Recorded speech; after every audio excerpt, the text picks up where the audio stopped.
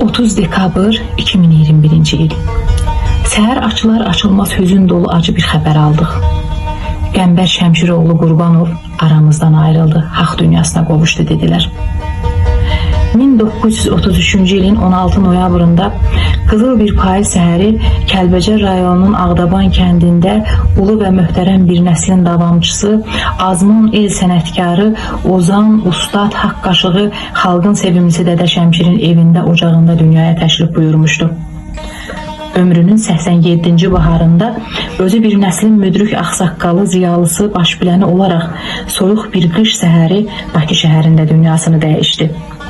Bəhmən Vətənoğlu, Məmməd Aslan, Qəmkeş Allahverdi, şair Sücayət və adını deməklə çəkməklə imkan xaricində olan nə qədər dəyərli insanlarımız kimi Qəmbər müəllim də doğma Kəlbəcərdən çox-çox uzaqlarda verildi torpağa. 87 yaş insan ömrü üçün bəlli bir yaş sayılsa da, yaradıcı şəxsiyyət, gərəkli qiymətli insan üçün yarım qalmış bir ömürdür. Hər dəfə dünyasını dəyişən adamların yaşı soruşulanda, dahi Məmməd Arazın anası vəfat edərkən yazdığı şeirdən bu misralar düşür yadıma. Ana itirmişəm, ana yaşında. Dünyanın hər yerində insanlar onlara doğma və əziz olan insanların ölümü ilə barışmır. Hələ ki bu insan cəmiyyət üçün, bəşəriyyət üçün gərəkli biridirsə, onun etkisi xalqın və millətin dərdidir.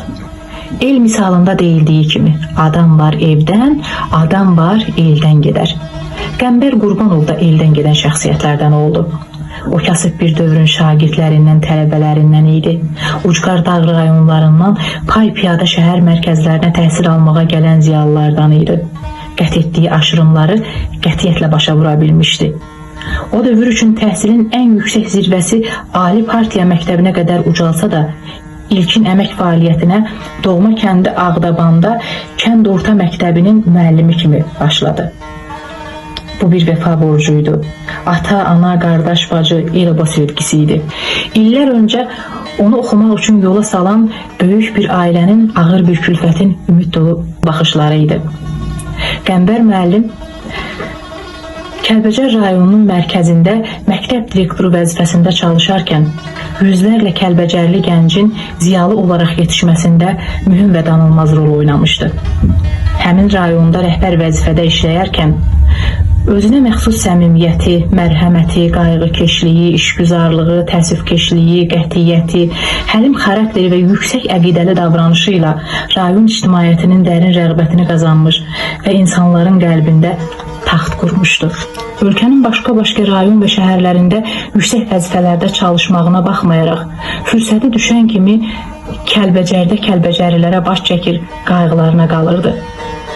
Heç təsadüfi deyil ki, 1993-cü ilin aprelində ailə üzvləri ilə birgə Murovda yurt yuvasından didərgin olub, soyuqda şaxtada don vurmuş yurttaşlarımıza isti qucağını da elə Qəmbər müəllim açdı. Həm yerlərimiz də bir nəfər kimi təsəllini bu il ağsaqqalında tapdılar. O ağır günlərdə Qəmbər müəllim yenidən Kəlbəcərə rəhbər təyin olundu. Və bu hadisələr bir şair ömrünə təsirsiz ötüşmədi. Köşkün düşüb, səpələnmiş elim səndən nigaranam ruhuna kökləndi. Qəmbər Şəmşiroğlunun söz dünyasına baş vuranda onun yaradıcılığına valih olmamaq mümkün deyil. Həm nəzm, həm də nəsrlə yazan incə ruhlu şair və yazıcının şeirlərinin böyük əksəriyyəti qəhrəmanlıq, vətən həsrəti, məhəbbət səpkilidir. O qələmə aldığı ən çətin mövzuları çox asan və sadə dildə oxucuya aşılayır. Bir rəssam kimi görünümlü baxımlı bir lövhə yaradır. Heç bir izahata ehtiyac qalmır. Onun şeiriyyatı ən füsunkar təbiətdə çəmənzarlığa bənzəyir. Hər tərəfdə baş qaldırmış təptəzə tər gül çiçəyin ətri aləmi başına götürür.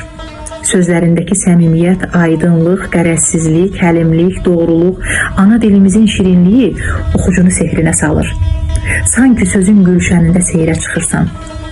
Bununla yanaşı şair öz şeirinə xarakterini, şəxsiyyətini, müdrikliyini, alimlik bilgisini də qatır. Qəmbər müəllim hər zaman sözünün ağası olub. Verdiyi vədi mütləq və mütləq yerinə yetirib. El adamı olub. Sadəlik onun simvoluna çevrilib. Uca boyu, vüqarlı görünüşü, şahanə duruşu, nurlu çöhrəsi, hərdən zəhimli, hərdən gülərüz, şirin söz söhbəti, duzlu məzəli zarafatları, xalqına, dövlətinə sədaqəti ona əsl insan ömrü yaşatdı. Qəmbər müəllim heç zaman namərd qarşısında baş əymədi. Ağsaqqal, münəccim, bəhluldanəndə ömrü yaşadı. Yolları enişli yoxuşlu oldu. Dağ çayı tək, gah daşqın, gah duru, gah da həzin laylalı. Talih ona zaman zaman ağır acılar yaşatdı. Bir-birinin ardınca əzizlərini itirdi. Ardı arası kəsilməyən şəhid köçü, şəhid kərvanı düşdü ata ocağından. Bütün bu acıları o öz içində çəkdi. El üzrəsə hər zaman məğrur dayandı. Çəkdikləri ona dərdin kamilliyini yaşatdı.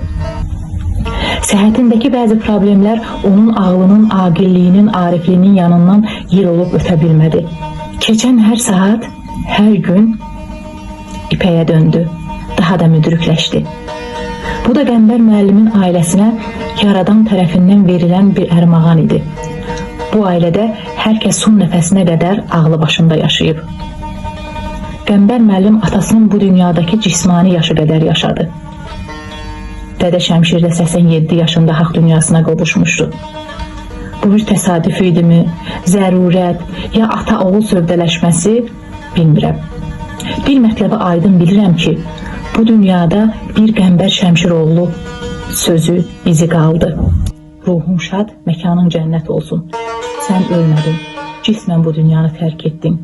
Hər zaman səni sevənlərin qəlbində yaşayacaqsan.